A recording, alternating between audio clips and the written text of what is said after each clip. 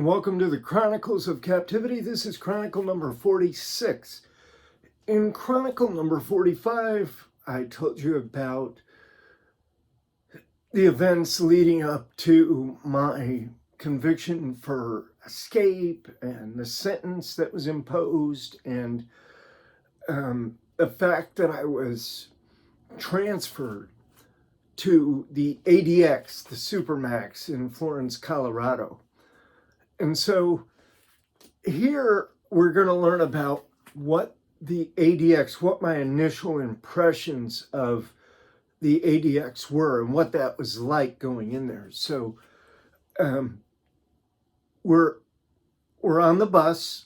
It's all dark in this big, like, cavernous garage. It's not underground. It just kind of goes down a little bit, like a little bit of a slope, semi-slope toward this door, this one steel door at the end.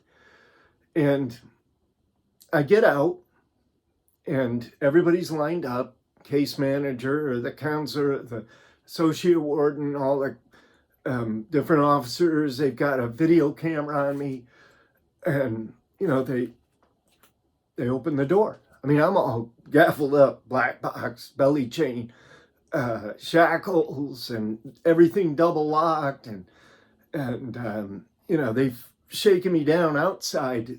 Right when I step off the bus, they give me a pat search, and then they take me through that steel door. And I remember the door. I remember it opening. I remember going in, and there was like a crowd of people, because it was just everybody all around, right? Crowded up on me and everything, and then guys trying to get with the camera and everybody else. So it was kind of crowded, but not confusingly crowded. It was just crowded up a little bit, and we moved forward, and we took a little bit of a right. And right there is a holding cell. So when you first go in there, there's like an open, it's called R&D, reception and discharge. So, it probably doesn't work very much for discharges. Sometimes it does, but it's mostly for receptions, right, at ADX. So there's a countertop, and there's like huge x-ray machines and different kinds of security apparatus around, cameras everywhere. And then they've got this holding cell right as you go in through the door. It's to the right. You just, and you're in there, right? You just hook a right. So they put me in there, and they close the door, and they, let me see what happened.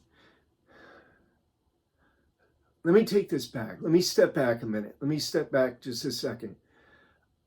I think, I'm not positive, but I think they all gathered up around me in like a semicircle and had me push up against the wall. I think they took the cuffs off and put them, the black box and everything, and just cuffed me behind my back. And I think they took the shackles off my legs. Outside the holding cell, but it could have been inside. I could have been in there. They could have told me, but come up to the bars, because I've done that plenty of times, and they just take them off through the bars. I can't remember, because one time it was that way, that they did take them off that way, and it just struck me as odd, because usually they lock you in the cage, right? And they got bars, so they just go between the bars and take your stuff off, and through the food slot or whatever. So anyway, however I got it off, I got that off. Now I've got to strip naked. I've got to just take all my clothes off, my bus clothes, and put them on the bars. And so they've got a basket there, and they come in. I'm naked. They come in and they grab those clothes and they throw them in the basket. And then they take that basket out and they come in with other clothing, and they set that on the bars, and then they go through this this strip search where, you have to run your fingers through your hair. If you got any, you go behind your ears. You have to open your mouth and let them look inside and lift your tongue and all that. They ask you if you have dentures or braces or anything like that, any kind of implants. Then, you lift your arms, show under your arms. In the front, they ask you to lift your dick, lift your, they don't call it a penis. They usually they just say lift, lift it, give it a lift or lift it. But they want you to lift. And then sometimes guys will say, okay, now separate your dick from your ball sack and lift. And, it's kind of complicated instructions. I don't know. But anyway, then they want you to turn around. They want to see the bottom of your feet. So you show them the bottom of each foot. Hold that up there for a second. And then technically you're supposed to bend forward, spread your ass cheeks so that they can see that there's nothing concealed between the cheeks of your ass. Pretty simple, right? But they made it dehumanizing and demeaning, even more than it had to be by any stretch of the need for security, in my view. They not only had me do the spread it, but then they say, squat and cough. What? Squat and cough? Are you kidding me? Squat and cough? And this is where I sort of like had my first little reaction, right, to the way they were doing shit. I'm like, in my mind, I'm like, do they do this just to see what they can do, what they could get away with, what they could do and make prisoners do just on asking them to or telling them to? I mean, do they laugh about this shit later? Oh, I got him to squat and cough. Well, but there's no science to this at all. None. So I kind of bow up on them. I did squat and cough, but I said, do you guys really think that this works? You really, while I'm putting on my clothes, I said, you really think that works? Squat and cough? Like if somebody's carrying something in their ass, in their rectum, if they squat and cough, it's just going to all of a sudden drop out. You truly believe that? Well, this is our procedure and this is the way things are done here, Powers, and we're not going to put up with it. And I said, listen, let me just set you on a different path then.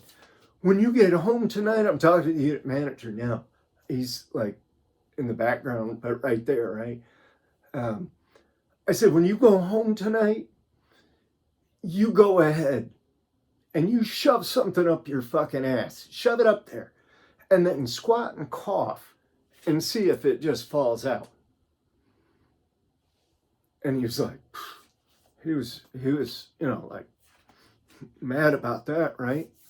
But look, I was the one that was being the subject of really this mindless fucking dehumanization.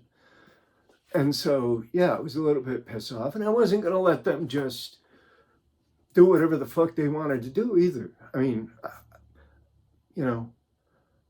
I'm at the ADX. I'm at the fucking Supermax, ADX Florence. Not only am I at the ADX Supermax in Florence, the most well-known Supermax prison in the fucking world, but I'm going to the control unit. I'm on my way to the prison within the prison within the prison. Yeah, I'm going to I'm going deep. They're burying me deep in that place. So I already know all this. I'm already fully aware of it. And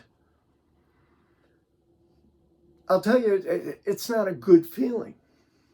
It wasn't a good feeling going up to that place. It wasn't a good feeling getting off that bus and going inside there.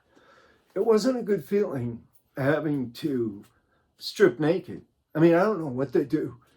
If you refuse to strip naked, they would likely, their procedure would be, they would try to, they'd try to talk, they'd bring a lieutenant in if one isn't right there. They'd bring a lieutenant and they'd say, okay, he's refusing to strip.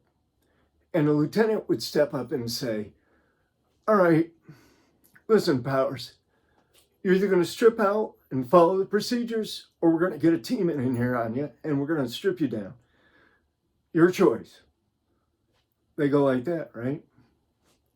So that's how they would handle that. And if somebody still didn't want to strip down inside the cell, they probably would just get a team together, and they would, when they get a team together, they have certain people, certain officers on each shift that are trained for that position.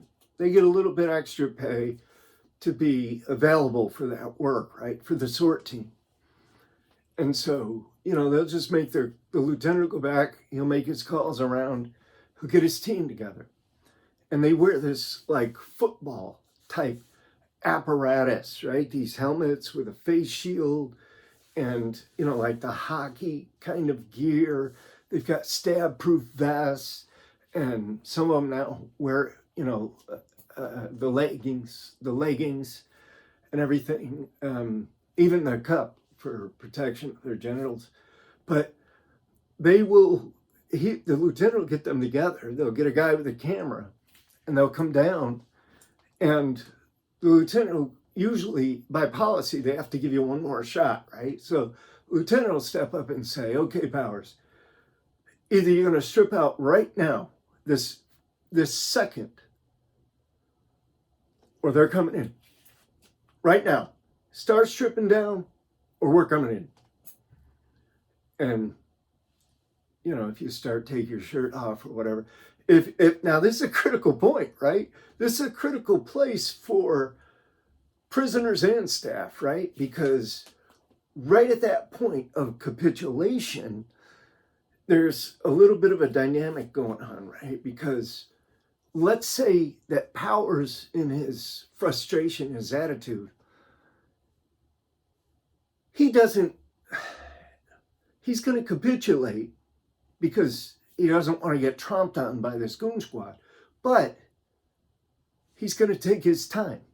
He's going to take his shirt off slowly, or, okay. And then he's just going to, go really slowly. And now he's putting the ball back in their court, or at least they feel that he is, because they're ready to go. So I have seen where lieutenants will just go ahead and run the team. If he doesn't get like immediate compliance, he'll just go ahead and run the team. Some lieutenants will just run that team. And then the team, when they run the team, what happens is they got a guy with the key to the door. He'll just open the door right quick. He'll just come up, key the door, and sometimes he'll have a shield, in front of him. But he'll just key the door, move away, move back to the side or to the back, and then the whole team will come running in. Usually it's 5 people, one behind the next. So they're all lined up on each other, and they've got their hands on, the second guy's got his hands on the first guy's shoulders, and they've all got a body part that they're going to specifically grab. Like, one of the guys is going to have the head. One guy's going to have a right arm. One's going to have a left arm, right leg, left leg. Okay, there's your 5 guys, right? So they spearhead you, right? Because most guys, we'll talk about this a little bit more later, about this. In fact, I'm going to have to go into this in more detail. So let me get past that point for right now, because I want to pick this up on the next Chronicle. But for right now, let me say, I strip searched. I had the little bit of T to T with the unit manager. You know, he probably considered me a smartass. The next step was to go from that little holding cell to the medical department. So when we come back for Chronicle number 47, I will tell you what happens at the medical department at ADX Florence, Colorado, when you're processing into that facility. I'll be back.